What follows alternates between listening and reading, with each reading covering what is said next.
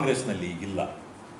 ಕಾಂಗ್ರೆಸ್ನಲ್ಲೆಲ್ಲ ಜೋಕರ್ಸು, ಈ ರೀತಿ ಕೆಟ್ಟದಾಗಿ ನಡ್ಕೊಳ್ತಕ್ಕಂಥ ಕ್ಯಾರೆಕ್ಟರ್ಗಳೇ ಜಾಸ್ತಿ ಇರೋದರಿಂದ ಪಾಪ ಅವರಲ್ಲಿ ಬೇರೆ ಯಾರೂ ಇಲ್ಲ, ಅದಕ್ಕೆ ಅವ್ರನ್ನ ಚುನಾವಣೆಗೆ ಕಳಿಸಿದ್ದಾರೆ.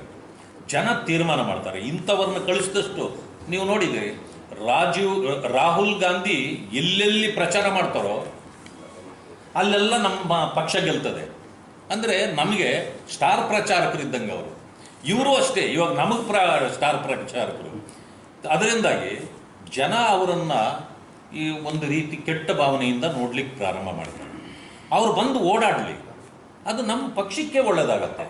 ಅದು ಅವ್ರ ಮೇಲೆ, ಕೆಸರಿನ ಮೇಲೆ ಕಲ್ಲು ಹಾಕಬೇಡಿ, ಅಂಥವರನ್ನು ಫ್ರೀಯಾಗಿ ಬಿಡಿ. ಅವ್ರು ಬಂದಷ್ಟು ನಮ್ಮ ಪಕ್ಷಕ್ಕೆ ಒಳ್ಳೆಯದಾಗತ್ತೆ.